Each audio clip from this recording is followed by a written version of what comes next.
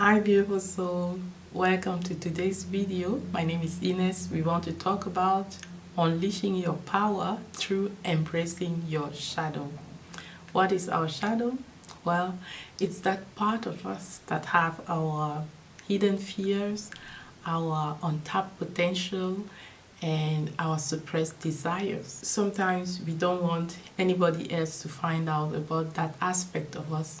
But by really embracing that aspect of us, it unleashes our power.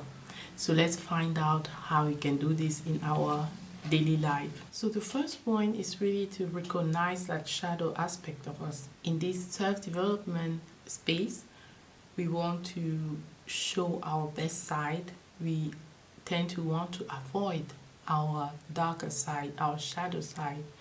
This can include our anger, our frustrations, our triggers. Okay, imagine this person angry but unable to express the anger because normally you are supposed to be happy all the time and not get angry. If you get angry, maybe it's a sign that you are not so spiritually aware and stuff like that. So you tend to want to suppress your anger and say, no, everything is okay, even when clearly you are agitated by that anger.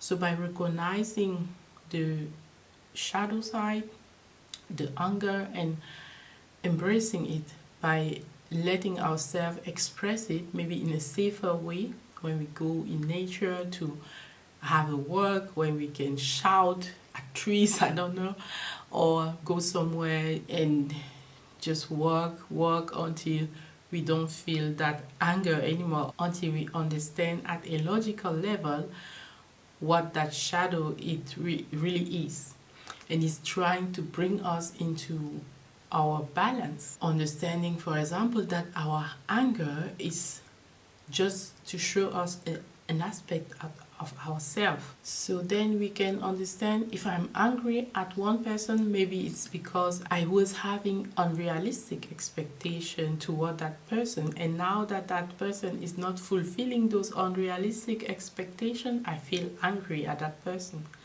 But the root, going back and understand, why should I put some unrealistic expectation on people at the first time, right? For example, when we talk about the values, the things that are most important to us, the people around us have their own value, and where we can really rely on them is to act according to those values. Okay, those values can change throughout life, but what is most important to them, where they have their value, this is where they are going to be the most trustworthy. But we cannot expect them to be doing what we want them to do. We cannot expect from people to be faithful to our values, to what is important to us, but they will be faithful to their own values. Consciously or unconsciously, they will want to fulfill what is really important to them. By recognizing that, we understand the root of our darker aspect, where we want to inject our values on other people, and then as a consequence we can feel angry or frustrated or depressed, depending on the degree of what we were expecting. Or it can also be on ourselves, expecting that from ourselves. Understanding this at the core is going to be more easy for us to understand our behavior and our emotion, the root of our behavior and our emotions. And it can be then easier for us to constructively use those in our life, because wanting to suppress them can be quite unrealistic. They are part of the human experience, and wanting to suppress them will only increase our own frustration. So if we consider our emotions, our behavior, our psyche, our psychology as a garden, then embracing our shadow is like that gardener that is taking care of that psychology, right?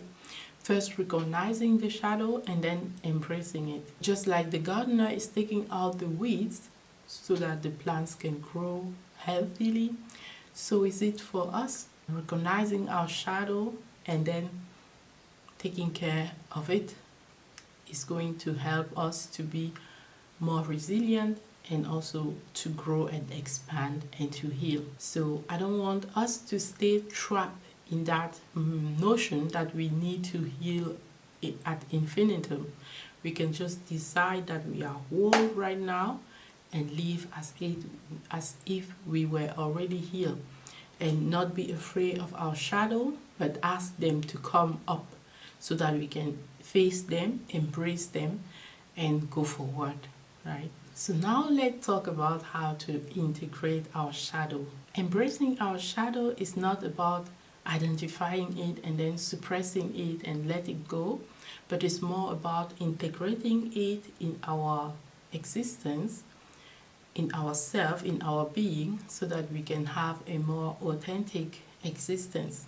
I have this duality with makeup or no makeup, and there are advantages for both sides, right?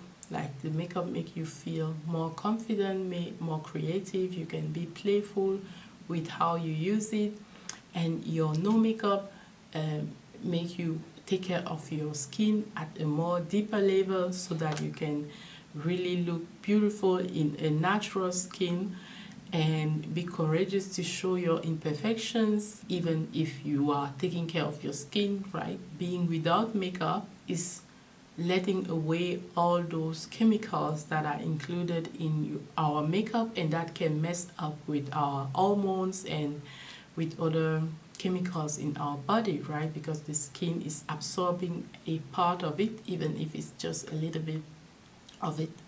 So that duality have been in my mind for sometimes, and I just say the answer is to do both, right? Depending on how you feel. But sometimes I feel that when you start wearing makeup as your way of identifying yourself, like always be well put when you go out, you do your makeup and stuff, or before you film a video, you do your makeup and stuff, then it becomes unwillingly, right? Without you noticing it, it becomes, for me especially, I can talk for myself, right? It becomes like a small prison where without it, you don't feel as confident anymore.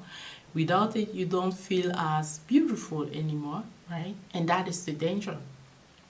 Because embracing both, embracing your shadow side will mean even if you don't feel as beautiful and fabulous and gorgeous without makeup, being able to embrace it and to integrate it into who you are so that you are able to decide if you want to show that face in a video, in the grocery store, everywhere when you walk, even at the party, right? We admire these stars who decide to just show themselves without makeup at parties like the red carpet and so on, right? Because it's another level of power, it's another level of confidence despite all the judgment. So for me personally, it's helping when I'm going beyond that fear, when I go beyond that small prison, I break that small prison and I reintegrate myself to recognize who I am beyond the illusion that I've been creating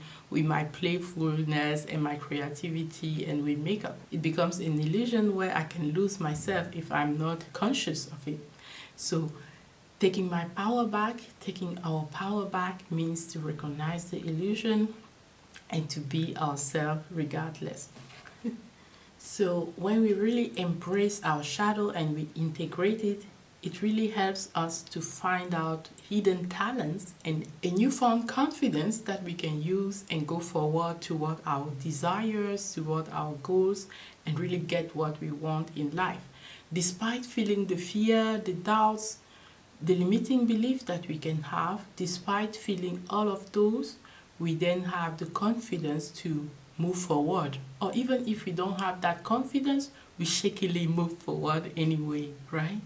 And this is what is creating momentum and unfolding new opportunities, new possibilities where our potential can really be unleashed. Just as a phoenix rises from the ashes, when we embrace and integrate our shadow, it gives us that possibility to also embrace the opportunities in our life and to ignite the flame of our potential. Alright, so now let's move on to my third point, which is really harnessing your power.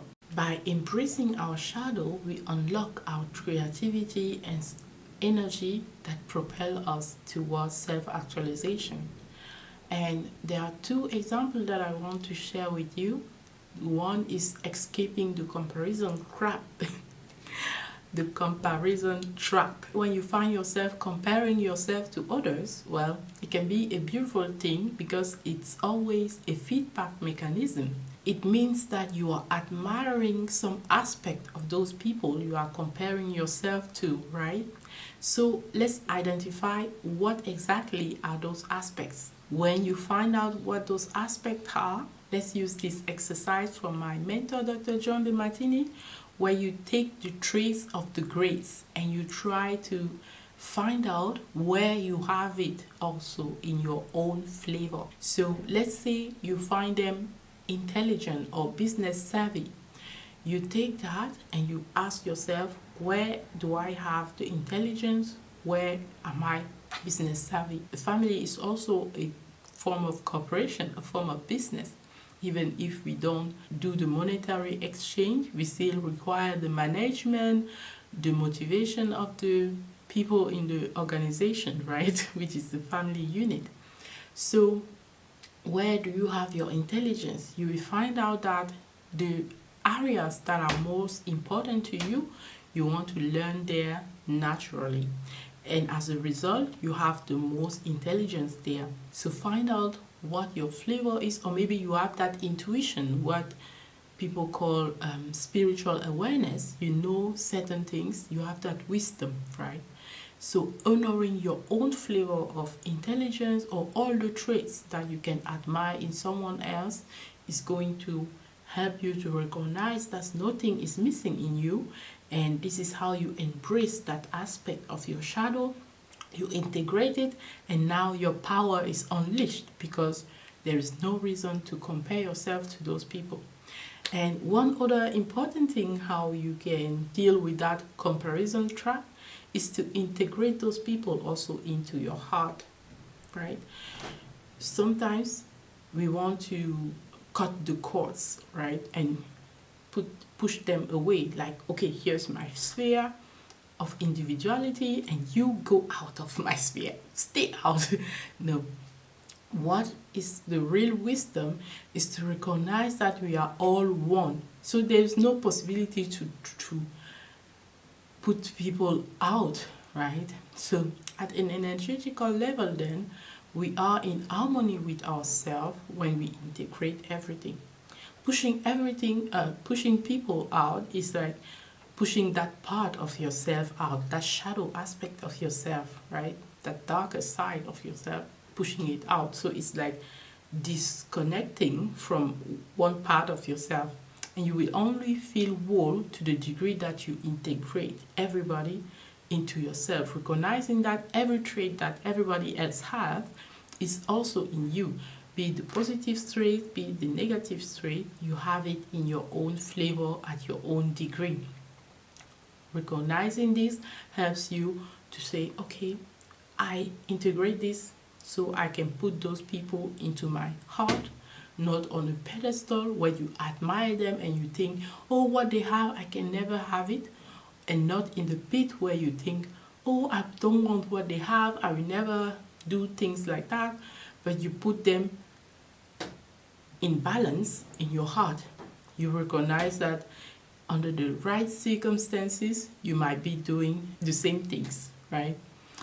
And that's how you put them in your heart, and also at that moment there is no reason for comparison. Unleashing our power is also integrating it and accepting it, right? So with the makeup example, when you feel like you want to control that aspect of your life and make sure that nobody sees you unless you have your makeup on, you can reverse that integrate your shadow, and so you can integrate your shadow by saying this: I'm going to just film a video without makeup.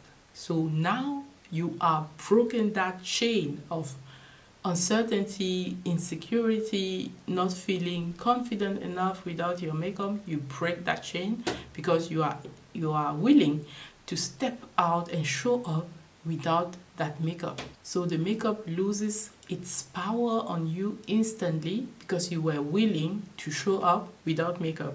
That's one of the inspiration for this video today, right? Without makeup and without my gorgeous open hair, if I say so myself.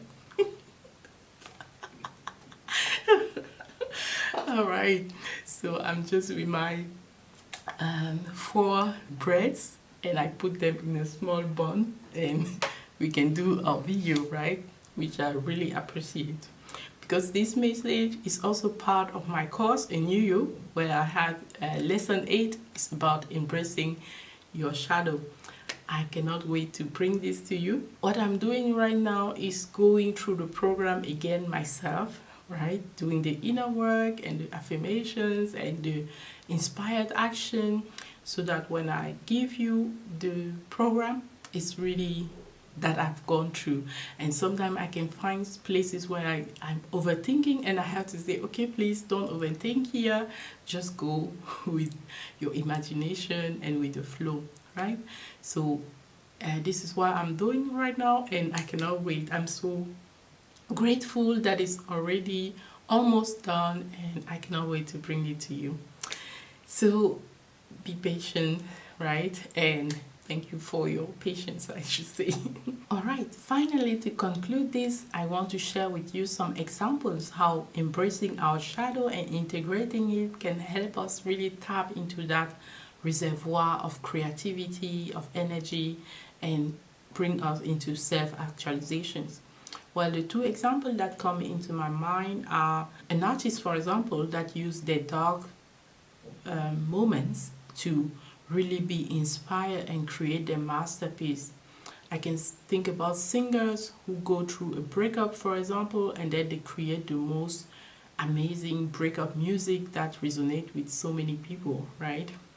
And also a painter like Van Gogh, his masterpiece Starry Night, it was actually when he admitted himself to an asylum for mental illness that he created that masterpiece, looking at the starry nights from his window. So we can see how genius that masterpiece is, but it's actually the turmoil in his mind that he depicted like that. And isn't that a masterpiece today? Totally is. So instead of rejecting it, really embracing our shadow side, that darker side of ourselves, we can really be more creative and have some inspiration, some newly found inspiration that can really help us to create a masterpiece. Like the painter Van Gogh, who painted Starry Night in the asylum where he was, looking at the sky from his window.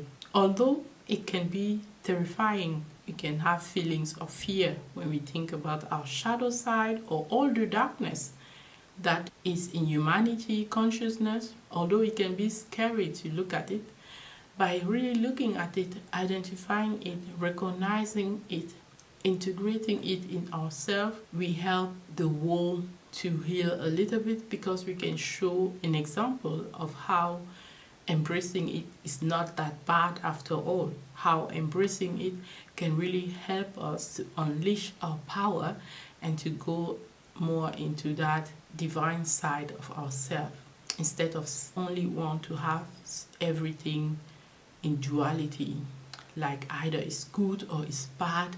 There's nothing in between. But what if what we judge as good could be bad, and what we judge as bad could be good, right? Integrating those both sides and putting them in our heart, which is full of love, unconditional love, where we embrace all aspects that seem opposite, we integrate them and we radiate love and light. So thank you so much for listening, and I wish you so much blessings, so much inspiration, so much courage, and until next time, stay inspired. I love you. Bye. Bye bye.